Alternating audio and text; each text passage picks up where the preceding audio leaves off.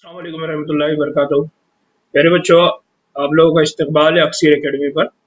आज हम हमारे इवोल्यूशन चैप्टर का आखिरी पॉइंट पढ़ने वाले हैं और वो है आदमी की इब्तिदा और उसका इर्तिखा, origin and evolution of man. कि जो आदमी है जो ज़मीन पे ओरिजिनेट हुआ, ज़मीन पर उसकी इब्तिदा कैसी हुई और उसके अंदर धीरे धीरे इर्तिखा कैसा हुआ। इस पूरे चैप्टर के अंदर जो हमने पहले ये देखा कि दुनिया बनी, दुनिया बनने के बाद दुनिया के अंदर जिंदगी का वजूद हुआ, जिंदगी बनना शुरू हुई, एक सेल आया, उस सेल से फिर कई सारे सेल बने और सेल से फिर एक जिंदगी बनी। तो उसके बाद फिर धीरे धीरे उन जानदारों के अंदर इवोल्यूशन होता चला गया। तो उन जानदारों में से एक जानदार इंसान भी है और इंसान का भी ओरिजिन हुआ और उसके अंदर फिर क्या हुआ, इवोल्यूशन हुआ। तो अब ये पूरे कंसेप्ट को हम समझने की कोशिश करते हैं। तो ये बात तय की जाती है कि तकरीबन 5 मिलियन साल पहले यहाँ पर ड्रायोपेथिकस और रामापेथिकस ये दो प्राइमेट्स मौजूद थे। यानी जमीन के ऊपर ये दो तरह के प्राइमेट्स मौजूद थे। प्राइमेट्स मतलब क्या होता है? प्राइमेट्स का मतलब होता है ऐसे मैमल्स, या ऐसे मैमल्स मतलब वो जानदार जो दूध देने की अपने अंदर सलाहियत रखते हैं, जिनके पास मैमरिक ग्लैंड होते हैं। तो मैमल्स में का ऐसा ग्रुप जो अपने बिहेवियर, कॉम्प्लेक्स बिहेवियर, अलग अलग बिहेवियर यानी हंसना रोना, अलग अलग तरह के बिहेवियर और अपनी सोशल लाइफ यानी एक खानदान के साथ जिंदगी गुजारते हैं, उनको प्राइमेट्स कहा जाता है। तो तकरीबन 5 साल पहले दो प्राइमेट्स से, एक का नाम है रामापेथिकस और दूसरे का नाम है ड्रायोपेथिकस। तो ये कहते हैं कि ये दो तरह के प्राइमेट्स क्या थे, जमीन के ऊपर मौजूद थे। और इनके अंदर क्या था, तो इनके पास बाल थे और वो गोरिल्ला और चिंपैंजीज की तरह क्या करते थे, चलते थे। तो आप देख सकते हैं कि ये रामापेथिकस है और ये ड्रायोपेथिकस है। दोनों की जिस्म के ऊपर क्या है, बाल है, और दोनों के चलने का अंदाज भी आपको गोरिल्ला टाइप, यानी गोरिल्ला जो आज के जानदार जिनको हम आसानी से पहचान सकते हैं, गोरिल्ला और चिंपैंजीज, तो उनकी तरह ये चलते थे और उनकी तरह उनके जिस्म के ऊपर क्या होते थे, बाल होते थे।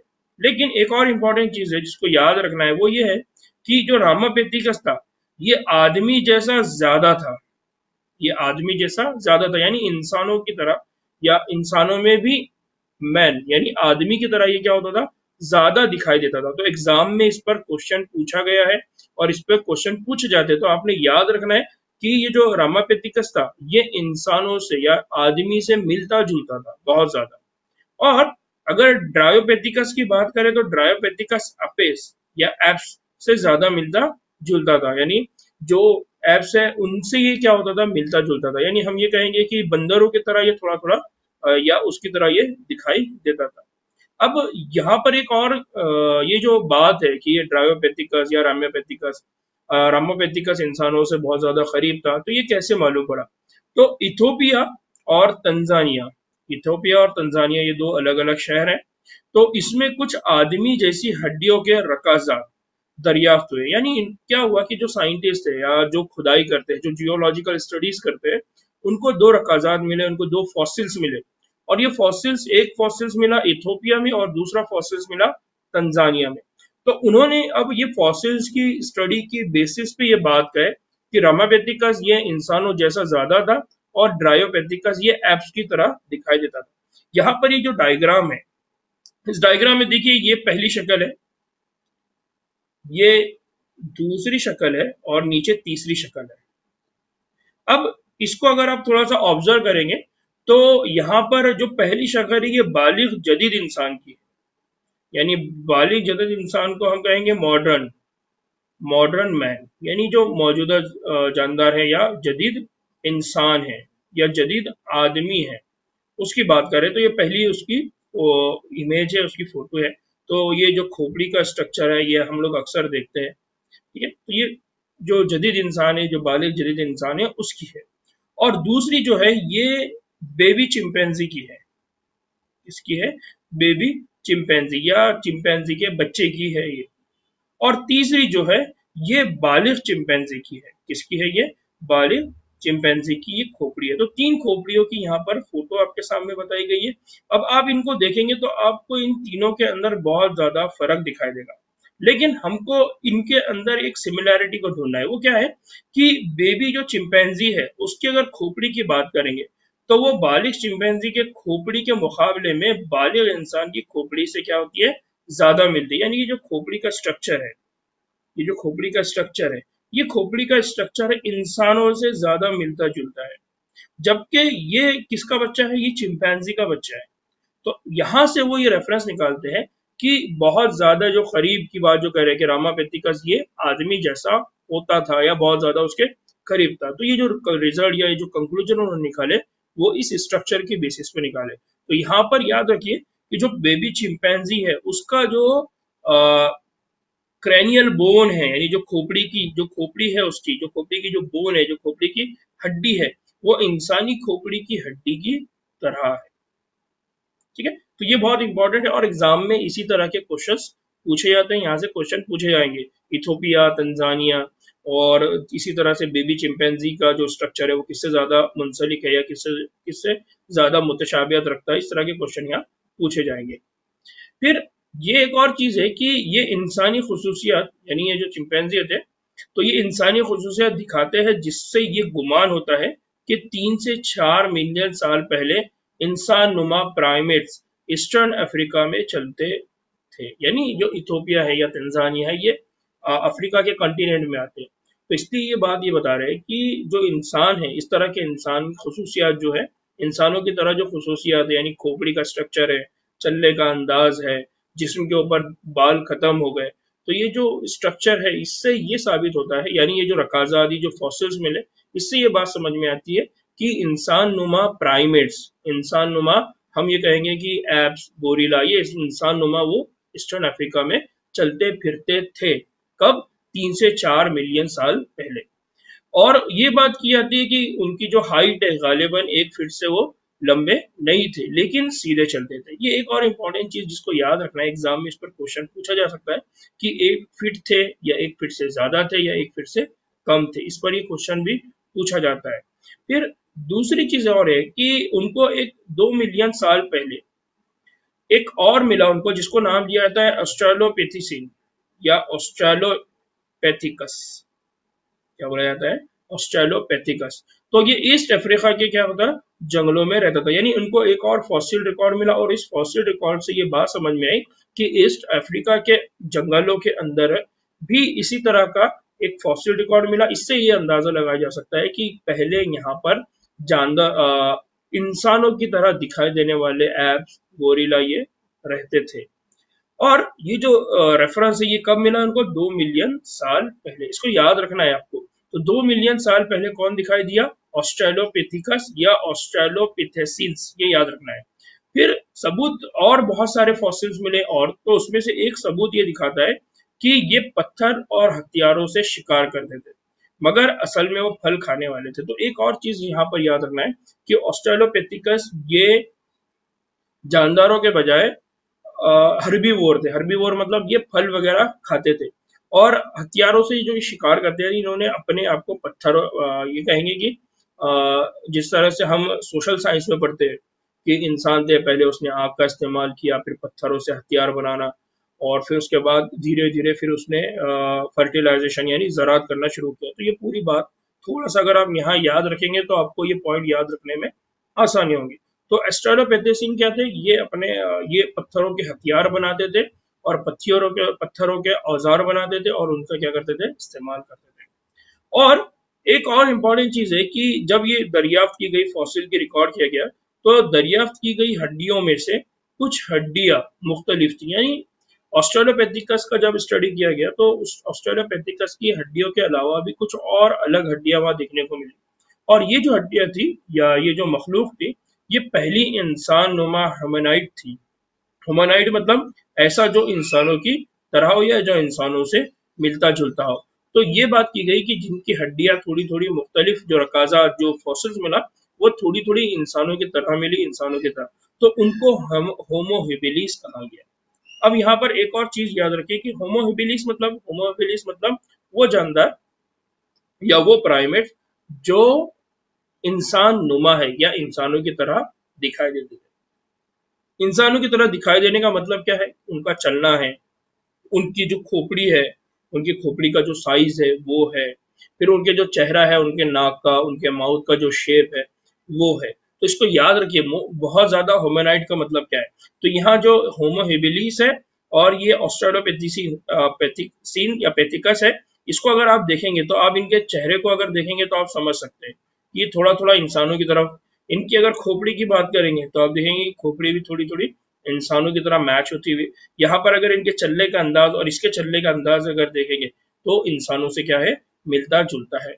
तो जो होमो हेबिलिस है ये मखलूक भी इंसान नुमा ह्यूमैनॉइड थे। फिर दिमाग की वसअत की बात करें, दिमाग की वसअत की बात करें तो ये 650 से 1800 सीसी के दरमियान थी। वो गालिबन गोश्त नहीं खाते थे। 1891 में जावा में, एक और शहर का नाम इसको याद रखिए, 1891 में जावा में दरियाफ्त किए गए फॉसिल्स या रकाजात या जो बचा कुचा है वो अगली हालत यानी होमो इरेक्टस को आश्कार करता है। यानी होमो हेबिलिस के बाद जो इंसान है या जो मैन है, जो आदमी है, उसके अंदर किस तरह की तब्दीलियां है, तो उसको इंडिकेट कौन करता है, उसको इंडिकेट करता है होमो इरेक्टस, जो तकरीबन 1.5 मिलियन साल पहले यानी 1.5 मिलियन साल पहले थे। तो कंटिन्यूसली देखिए होमो इरेक्टिकस का ईयर, होमो हेबिलिस का ईयर, होमो हेबिलिस का ईयर, तो ये कंटिन्यूसली आपको याद रखना है कि कौन से ईयर में कौन था। ठीक है। होमो इरेक्टस का जो दिमाग था वो तकरीबन 900 यानी 900 सीसी के बराबर था। होमो इरेक्टस शायद गोश्तखोर थे या गोश्त खाते थे, यानी ये जानदारों का शिकार करके खाने वाले थे। फिर इसके बाद एक और रेफरेंस मिला, वो है नीएंडरथल। कौन है ये? नीएंडरथल। और नीएंडरथल ये जो आदमी था इसका दिमाग 1400 सीसी था। कितना था? 1400 सीसी था। निज़्द ईस्ट और सेंट्रल एशिया में, निज़्द यानी ईस्ट और सेंट्रल एशिया के करीब में 1 लाख से ज्यादा 4000 से 1 लाख साल पहले रहता था। वो अपने जिस्म की हिफाजत के लिए पोशीदा जगहों का इस्तेमाल करता था और अपने मुर्दों को क्या करते थे? दफन करते थे। यानी ये जो होमो इरेक्टस थे ये और ज्यादा हम ये कहेंगे कि ये और ज्यादा इनके बिहेवियर में तब्दीली आई, प्लस इनके सोशल लाइफ में तब्दीली आई। इनकी सोशल लाइफ में क्या तब्दीली आई? इनकी सोशल लाइफ में ये तब्दीली आई कि अब ये अपने जिस्म की हिफाजत करते थे, जिस्म को प्रोटेक्ट करते थे, जिस्म को छुपाते थे। फिर ये ऐसी जगह पे रहते थे जहां पर इनको कोई ढूंढ ना सके। और फिर ये था कि अगर इनके पास किसी की डेथ हो जाती, कोई मर जाता, तो ये उसको क्या करते थे? दफना देते थे। और मतलब जो भी प्रोसेस होता था तो स्पेशली वो क्या करते थे? उसको दफना देते। यानी ये सिविलाइज्ड वे में, यानी हमने जो सोशल साइंस में अगर हमने पढ़ा है तो सोशल साइंस में जिस व्यू के तहत हम पढ़ते हैं वो होता है कि इंसान का सिविलाइजेशन, जो उसकी तहजीब है, तहजीबी इर्तिका कैसा हुआ, तो वो पॉइंट हम वहां पर पढ़ते हैं। तो यहाँ पर हमको तहजीबी इर्तिका से ज्यादा बायोलॉजिकल वे में पढ़ना है। तो यहाँ याद रखिए कि जो नीएंडरथैलिस कौन था? ये नीएंडरथैलेनेसिस। तो ये नीएंडरथैलेनेसिस होमो इरेक्टिकस से डेवलप वाला है, यानी उनसे ज्यादा तहजीब याफ्ता या उनसे ज्यादा अपने आप में इवॉल्व या इवोल्यूशन हुआ इर्तिका हुआ इंसान था। फिर उसके बाद है होमोसेपियन। उसके बाद कौन सा है? होमोसेपियंस। और ये जो होमोसेपियंस है ये अफ्रीका में पैदा हुआ और बर्रे आज़मों के पार गया। यानी ये बात की जाती है होमोसेपियंस मतलब जो आज का मौजूदा इंसान है। तो होमोसेपियंस इवॉल्व हुए, उनके अंदर इर्तिका हुआ, उनके अंदर बहुत अच्छी तहजीब परवान चढ़ी, और फिर ये हुआ कि वो अफ्रीका से निकले और अफ्रीका के निकल के दीगर जो बर्रे आज़म है वो वहां पर गए, वहां पर उन्होंने अपनी जिंदगी शुरुआत की। और इसने वाज़े नस्लों यानी डिस्टिंक्ट रेसेस, ये थोड़ा सा मिक्स हो गया इसलिए समझ में नहीं आ रहा है, ये डिस्टिंक्ट रेसेस ये दो अलग अलग वर्ड्स हैं। तो वाज़े नस्लों में उन्होंने क्या किए? नमो पाई। यानी जो हम बात करते हैं शनाख्त की, पहचान की, तो धीरे धीरे ये हुआ कि फिर वो इंसानों के अंदर क्या होने लगी, जो सिविलाइजेशन होने लगा, एक दूसरे को पहचानने लगे, उनके खानदान बनने लगे, इस तरह से वो लाइफ वहां पर उनकी बननी शुरू हो गई। फिर 75,000 से 10,000 या 10,000 से 75,000 साल पहले आइस एज, यानी हम ये कहेंगे कि यानी जो आइस एज का मतलब क्या होगा? जो बर्फानी जिंदगी है उसकी बात कर रहे हैं, के दौरान जदीद होमोसेपियन क्या हुए? पैदा हो गए। फिर उसके बाद एक और एज आई उनकी, एक और मतलब कंडीशंस आई, जिंदगी गुजारने का एक और तरीका आया, वो आइस एज आया। और उस आइस एज के दौरान क्या बने? होमोसेपियंस पैदा होने लगे या बनने लगे। तकरीबन 18,000 साल पहले, यानी आज से 18,000 साल पहले क़ब्ल तारीख गार का फन ज़हूर में आया। अब हम जो हमारा अक्सर बार बार मैं बोल रहा हूँ कि जो सोशल साइंस है वहां पर हम इसका जिक्र करते हैं कि फिर अब वो गार में रहने लगे, एक अपने आप को एक हिफाजती जगहों में वो रहने लगे, उन्होंने गार बना के रहना शुरू किया, अपने घर बना के वो रहना शुरू करे। ज़राअत तकरीबन 10,000 साल पहले वजूद में आई और इंसानी बस्तियां शुरू हुई। फिर इसके बाद क्या हुआ? उसके बाद ये हुआ कि उन्होंने ज़राअत के पेशे को इख्तियार किया। तो वो ज़राअत का पेशा उन्होंने कब इख्तियार किया? 10,000 साल पहले। बाकी जो कुछ हुआ इंसानी नमू की तारीख और तहजीबों की गिरावट का हिस्सा, यानी उसके बाद जो भी चीजें हम देख रहे हैं तो वो इंसानों की तरक्की तो हुई, लेकिन जो तहजीबें हैं वो तहजीबों के अंदर बहुत ज्यादा हमको क्या देखने को मिली है? गिरावट देखने को मिली है, उनके अंदर तब्दीलियां देखने को मिली है। तो ये एक बेसिक कंसेप्ट था कि इंसान कैसा पैदा हुआ। अब यहाँ पर मैंने एक डायग्रामेटिक वे में आपको ये समझाने की कोशिश की कि स्टेप बाय स्टेप इंसान के अंदर या आदमी के अंदर इवोल्यूशन कैसा हुआ। तो सबसे अगर पहले बात करें तो वो कौन है? ऑस्ट्रेलोपिथिकस अफेरेंसिस।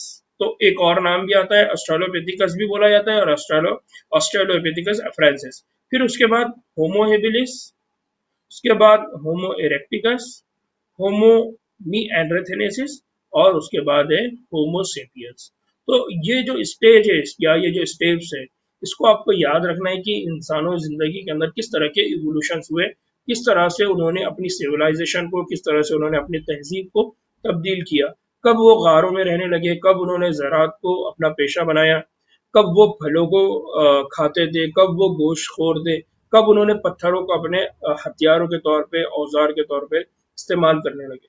तो ये कुछ पॉइंट्स है, लेकिन इनसे बड़े पॉइंट्स ये है कि इनके बॉडी के अंदर जो स्ट्रक्चर है या इनकी जो खोपड़ी है या इनके जो खोपड़ी का जो स्पेस है वो कितना था। तो यहाँ पर आपको वो पॉइंट्स को अपने अलग अलग नोट्स बनाना है, एक टेबल बनाना है, वो टेबल में ये सारे नाम लिखना है और हर एक के आगे आपको वेरिएशन लिखना है कि क्या क्या वेरिएशन इनमें रहा। दूसरा, ये कौन से ईयर में आए।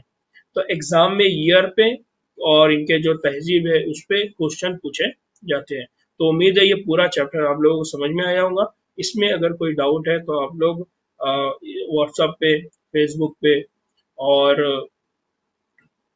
टेलीग्राम पे आप लोग क्वेश्चन कर सकते हैं। इंशाल्लाह मैं वहां पर आपको उसका जवाब दूंगा। ठीक है, दुआ में याद रखिए। इंशाल्लाह नए चैप्टर के साथ मुलाकात होगी। अस्सलाम वालेकुम रहमतुल्लाहि व बरकातहू।